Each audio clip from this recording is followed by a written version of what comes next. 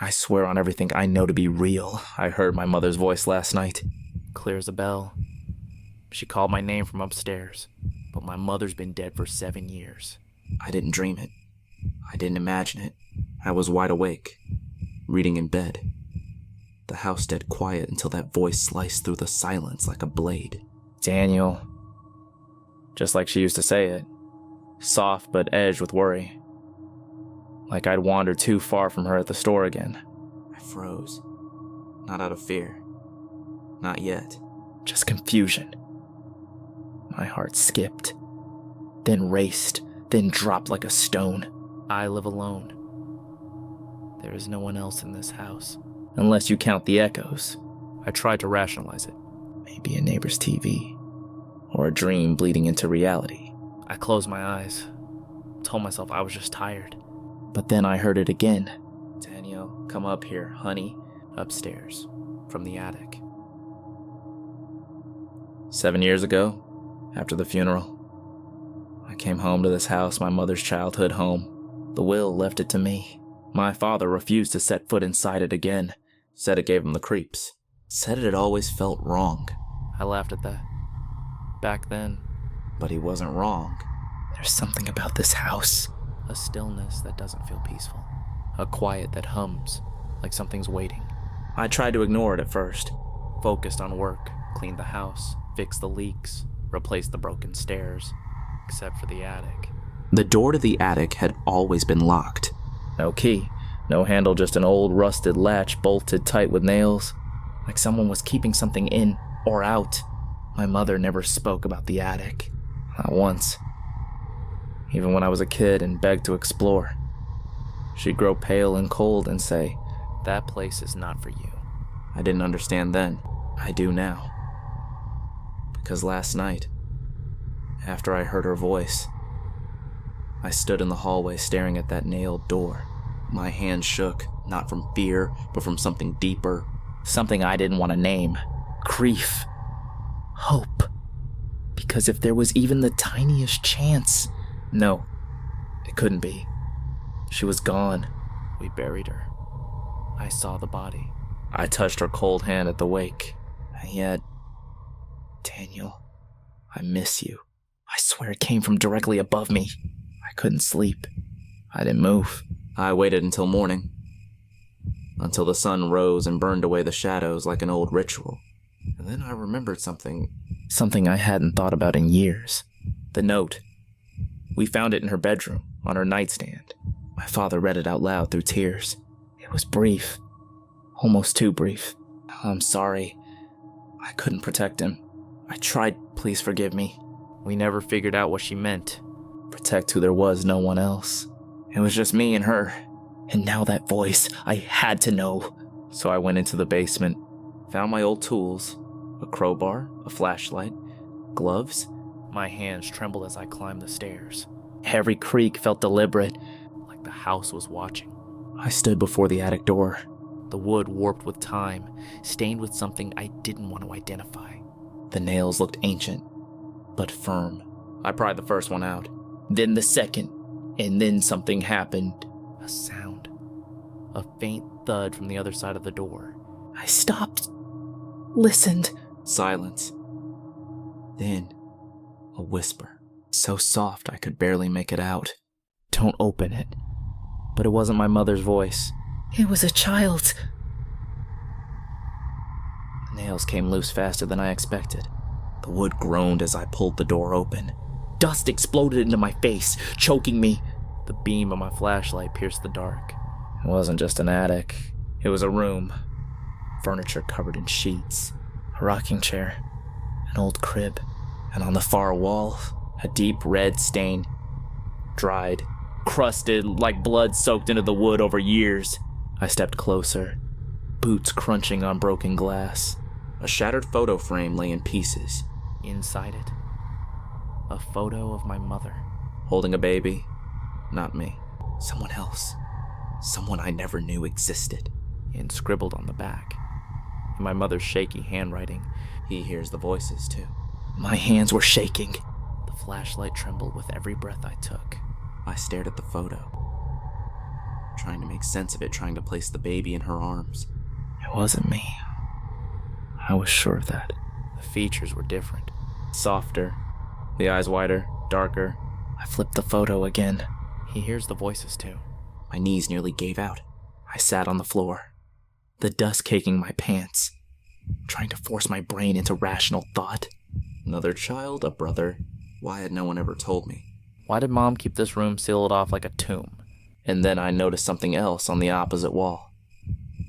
Behind the crib. Symbols. Carved deep into the wood. Dozens of them, maybe more. Celtic knots. Circles within circles.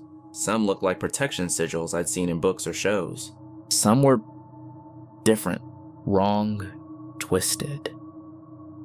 And all around them, etched again and again, the same phrase. He won't stop calling. I backed away, and then the rocking chair moved. Just slightly, but enough. It creaked. Something cold brushed my neck. I whipped around, light flailing against empty space, until it caught on the far corner of the attic. A tape recorder. Old, dusty. But the red light was blinking. It had been recording. Or playing. I couldn't tell. I pressed the play button. Static? Then, day 93. He didn't sleep again. He says the man in the mirror tells him stories. He laughs at night, my mother's voice. I dropped the recorder. The tape continued anyway. Day 108, he bit me today. Drew blood. Said it was for him. I tried to stop him from going upstairs again, but he always finds a way. Pause. Silence. Then, I can't protect Daniel. Not from him, not anymore. I felt like ice was spreading through my chest. Was she talking about me? The next part was whispered. I think he's not mine. I slammed the stop button. No. No. No. No. None of this made sense. I was her son. She raised me. Loved me. She used to sing to me at night. Read me bedtime stories. Hold me when I had nightmares. Unless I wasn't the one having nightmares. Unless I was the nightmare. I stumbled out of the attic, nearly tripping down the stairs. I left the door open. But it didn't matter. The damage was done. The rot had been exposed. And that night, it got worse. Because I woke up at 3:13 a.m. to the sound of crying. A baby, wailing, from the attic. But it wasn't just sound. It was the feeling that did it. That hollow pull in your chest when you know something isn't right. I grabbed the flashlight again. I didn't want to go. Every cell in my body screamed to stay. But something deeper pulled me. Like gravity. The moment I touched the attic steps, they creaked again like they had before. Like someone else was walking them just ahead of me. But no one was there. When I reached the top, the light flickered. And then I saw it in the rocking chair. A figure, gaunt, gray-skinned, draped in a cloth like an old christening gown. No face, just shadow. But in its arms, a baby. And it was holding the child the way my mother used to hold me. I gasped. The figure turned toward me and whispered, "She lied to you." Everything was dark. I must have passed out, or ran, I don't know. I woke up in my bed, drenched in sweat. My flashlight beside me. Dead. I thought it was over. I thought it had to be a nightmare. Until I opened my door. And found muddy footprints. Small, child-sized, leading from the attic to my room. I didn't call anyone. Who would believe me? Who could help? I thought about burning the house down. I actually stood outside with a gas can in hand, lighter in the other, sweat freezing on my back at 3 a.m. But something stopped me.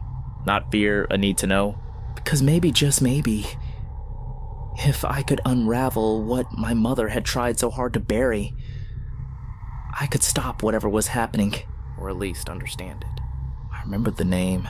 Miss Gladwell. She used to live next door. A friend of Mom's. Strange woman.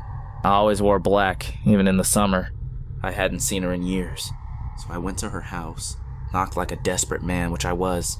She opened the door without surprise, as if she'd been expecting me. You finally heard him, didn't you? She said. I didn't speak. She stepped aside. Her house smelled like incense and dust. The curtains were drawn tight. Symbols carved into candles.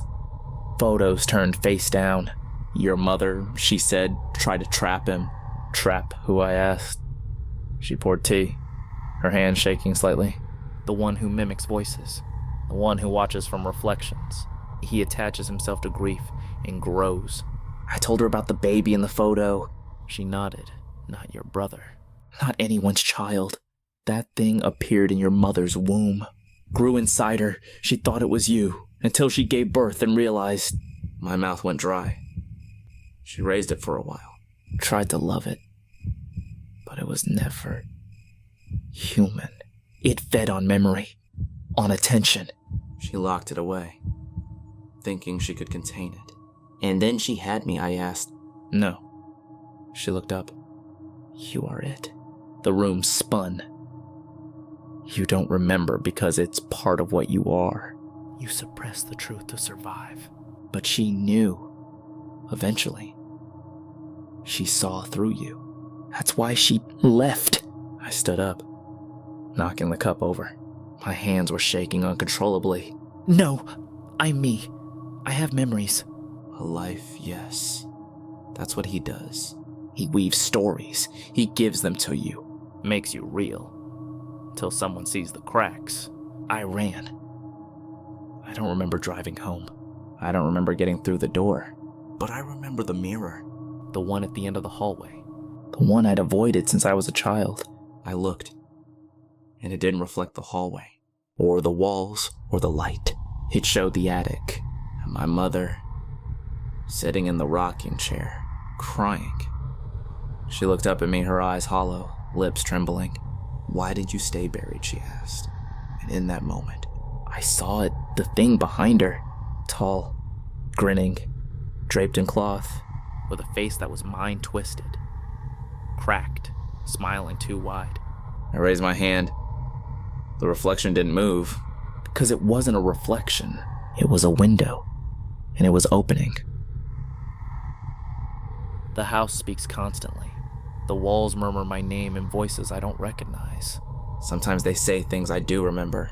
Things no one else should know. Memories I thought were mine. But maybe I was just the container. The echo.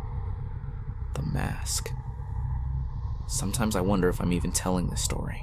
Or if something else is speaking through me. I don't know what's real anymore. But if you're listening, if you've heard the voices too, don't answer, don't speak, and whatever you do, don't look in the mirror at night. He waits there, still wearing my face. If you're still breathing after all that, maybe leave a small sign below. A single word, a whisper, anything. So I know you made it through. And so he knows someone's still listening. Good night. Sleep lightly, if at all.